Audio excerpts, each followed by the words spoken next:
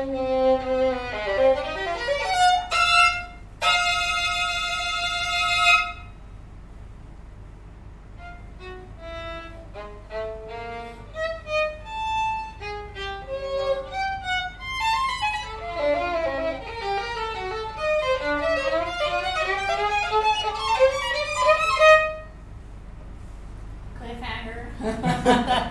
least all right, good, very good. Okay. There's so many things to right now talk about. We can take it in a more like an analytical perspective to talk about what is going on in the score.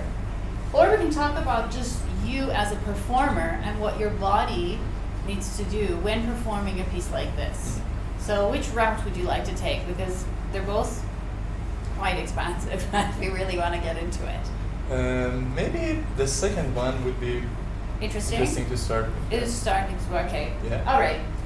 Now, what it needs to be made clear is that the name is cadenza and there are no bar lines. Yes. So right away, we have the impression from the composer that this is free form. Yes, exactly. So if it's free form, why are there specific rests with specific rhythmic values?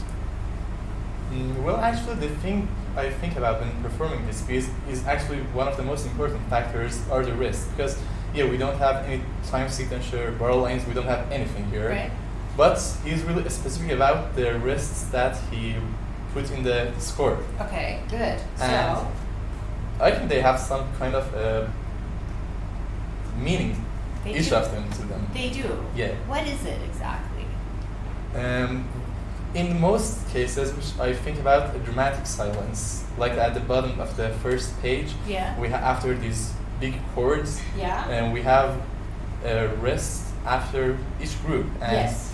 it's a really dramatic place to think about, because Yeah. the silence is just making the audience more excited to hear what's coming after. Exactly. So it goes back actually to speech, right? Yes. Or the operatic point of view that we have, Yes. which we do know from your wonderful research that there is so many ties with the operas that Yes. Penderecki had written.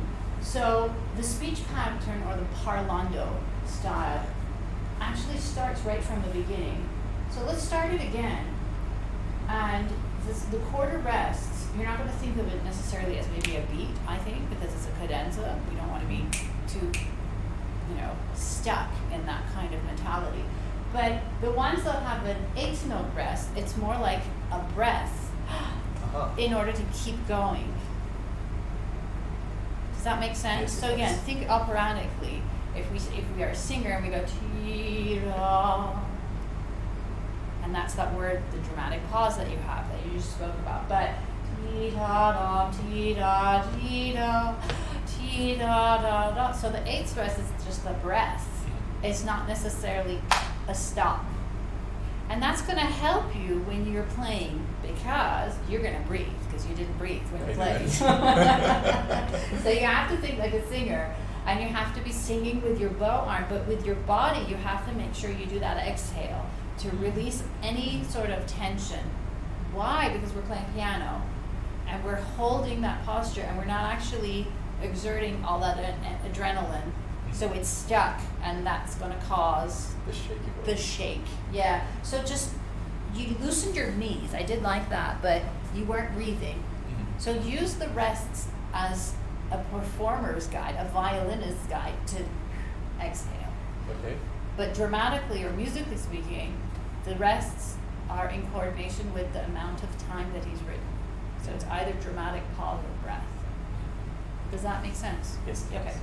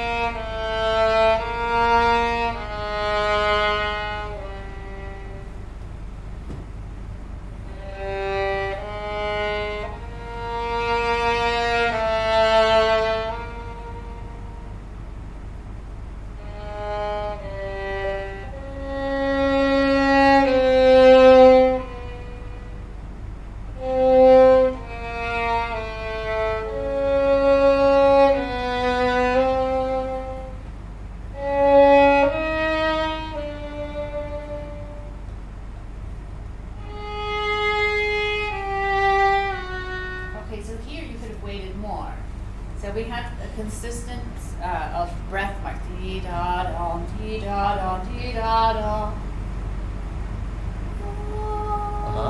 It comes out of the blue because we're expecting low notes, and all of a sudden we have this interval jump.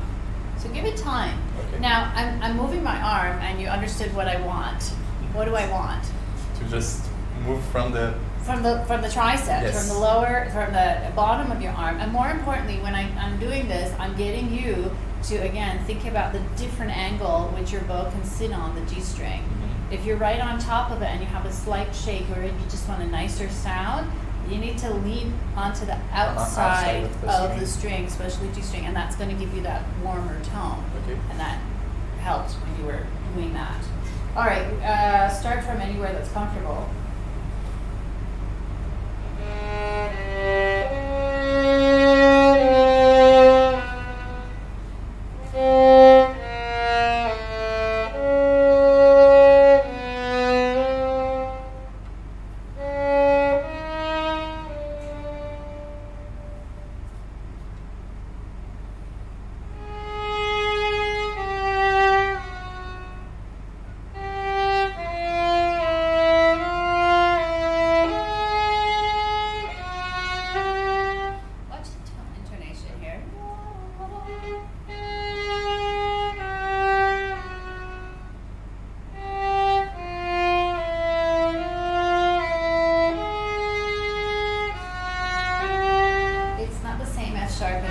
Initially play it, you know?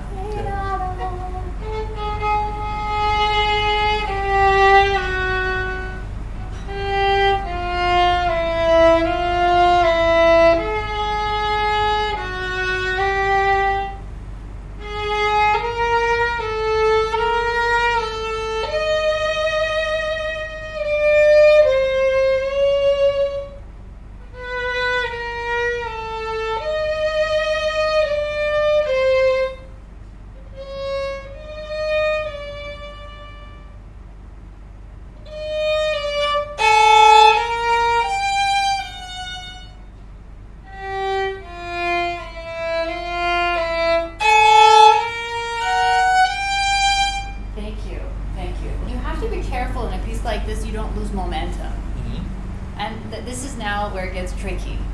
So because the momentum means that if you're talking about something and it's getting more excitable, so therefore you start to use your words faster.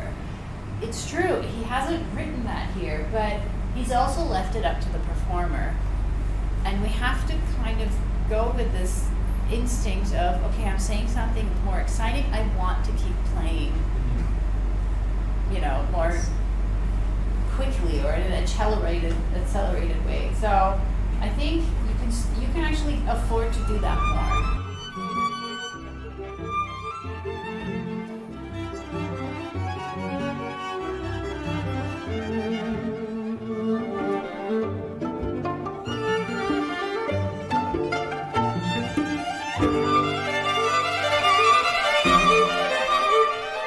Now the crescendo starts from a piano, goes to a mezzo forte.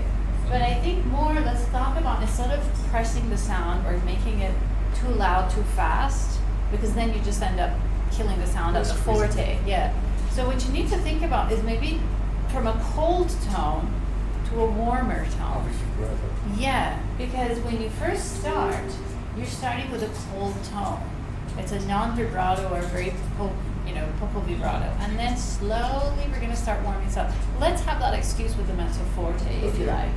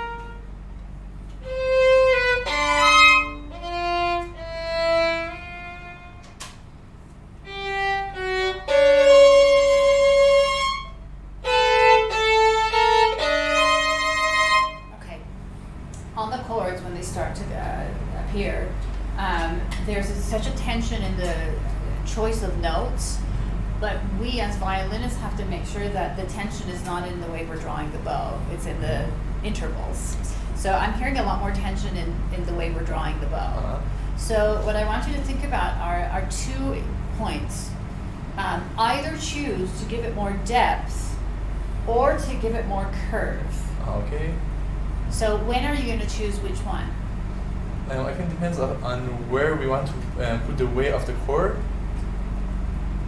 It's on the rhythmic value.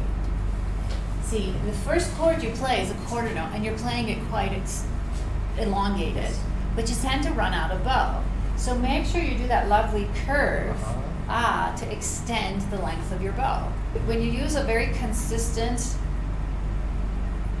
speed, we're killing all the frequencies, right? Because we're stopping the vibration of the string at the same time. That's why you hear tension in the way it's being drawn out. Does that make sense? Yes. Okay, so let's just start right at the first chord if you want.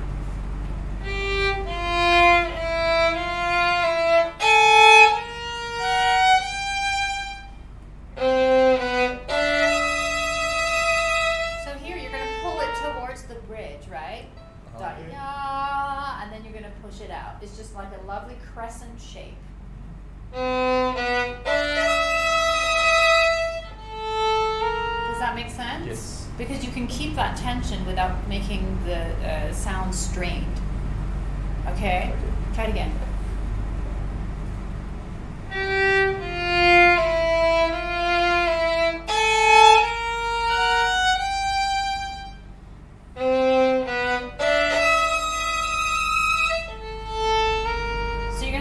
Play around with that. That's exactly what we have to do for Adagio, right? Yes. So first sonata of the Bach. So you want to do that, draw a lovely crescent. So you start here, but the tip is over further away, and then you pull it in towards the bridge, and then you push it out. Try it. Try it. Yes. For the Adagio? Yeah, no, try this. Okay. Yeah.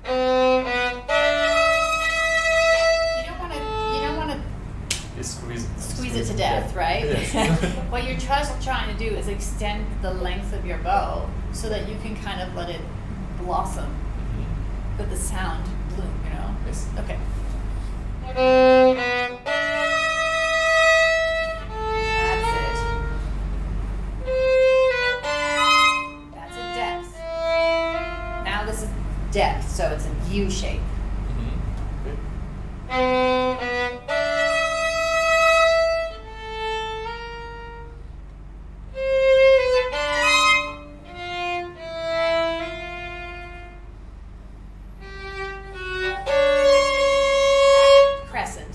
So you got to think your key words, right? Crescent. It's an extended note. It's a quarter note, but you're pulling it so much more. Yes. And then the eighth notes are depth or the U shape. So having those 2 key words is going to give you a physical command, so the bow arm knows what it's doing as you're playing. Okay? Keep those in mind. Let's go on now, because at this point the Bach motif starts to come. Yes. And we need to actually play this because the sine motif is quite distinct. So let's go ahead and start with the Bach motif.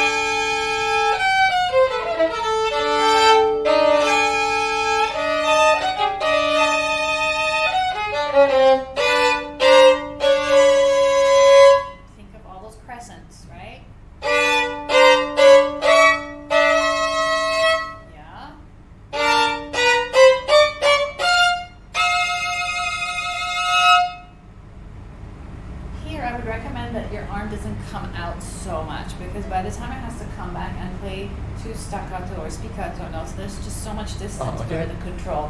When you pull the last note out, imagine that you're playing another up bow, right? But just a little bit above, because that's just too much distance, I think, for the control that we want.